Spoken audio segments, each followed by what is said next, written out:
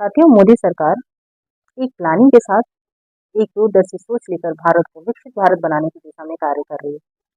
वर्ष 2014 में मोदी सरकार सत्ता में आते ही देश में सबसे पहले 4G तकनीक लाई। जियो और एयरटेल जैसी कंपनियों ने इंटरनेट क्रांति लाया। इसके साथ ही जनधन खाता खोलना शुरू किया गया। इसका मतलब मोबाइल में ही इंटरनेट और मोबाइल में ही बैंक। फिर आई नोटबंदी, जिसका परिणाम हुआ कि हमारे सारे पैसे बैंक में जमा हो गए। नोटबंदी से नोटों की किल्लत होने से साथियों हम मोबाइल से लेन देन करना शुरू किए।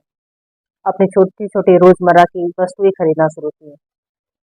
कहते हैं आवश्यकता ही आविष्कार की जननी होती है। तो नोटों के अभाव में हमारे छोटे छोटे दुकानदार भाई बहन, हमारे ठेले वाले, चाय की दुकान वाले यूपीआई मोबाइल से पेमेंट करना शुरू कर दिए।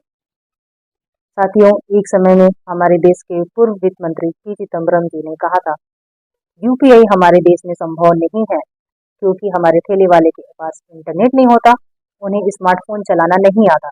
लेकिन साथियों, हमारे मोदी जी ने, उनके दूरदर्शी सोच ने इस असंभव काम को भी संभव करके दिखाया। इस तरह हमारे देश में डिजिटल लेन देन में क्रांति आई। और फिर I GST, goods and service tax, जो हमारी कर व्यवस्था में अमूलचूल परिवर्तन था। समय के साथ जीएसटी की कमियों को दूर किया गया और साथियों आज जीएसटी देश के विकास में सार्थक सिद्ध हो रही है।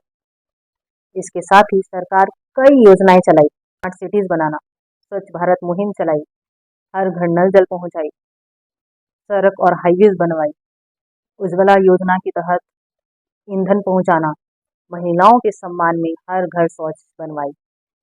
साथ ही गरीब गुरबों के लिए, गरीब परिवार के लिए मुफ्त में राशन और हर घर पक्का मकान बनवाए।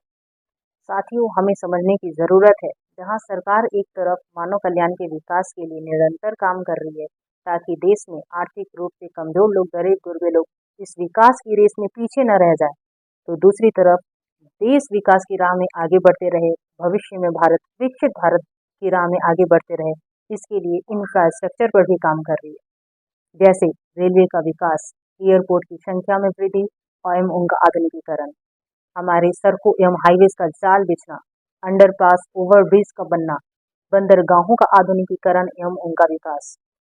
शिक्षा के क्षेत्र में देश में आईआईटीज, एनआईटीज, सेंट्रल यूनिवर्सिटीज एवं सैकड़ों वैज्ञानिक एवं अनुसंधान के क्षेत्र में संस्थानें खोलना, उनकी संख्या में वृद्धि करना, साथ ही उनका आधुनिकीकरण करना। जब इंफ्रास्ट्रक्चर हमारे दुरुस्त हुए, तब सरकार ने ऐलान किया स्टार्टअप इंडिया और make in India. Startup India के तहत हमारे देश के युवाओं को, एस्पिरेंट्स को एंटरप्रेन्योर बनने के लिए प्रेरित किया गया।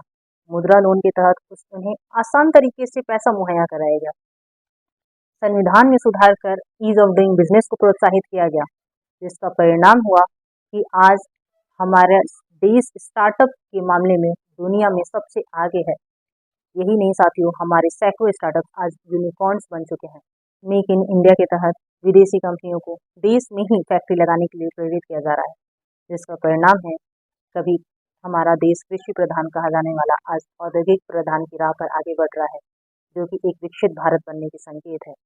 एक समय में हम 100% मोबाइल का आयात करते थे, आज 100% मोबाइल हमारे यहाँ बन रहा है और हम निर्यात भी कर रहे हैं।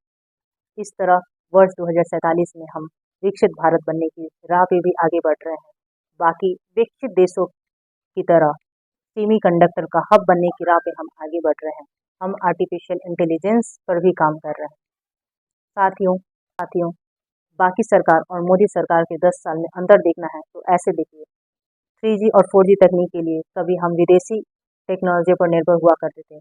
5G तकनीक हमने खुद लॉन्च किया और आज 6G तकनीक के लिए बाकी विकसित देशों के समानांतर हम काम कर रहे हैं। इसलिए साथियों, राष्ट्र निर्माण के लिए, विकसित भारत के लिए, देश को विश्व गुरु बनाने के लिए सिर्फ और सिर्फ भाजपा सरकार, फिर एक बार मोदी सरकार।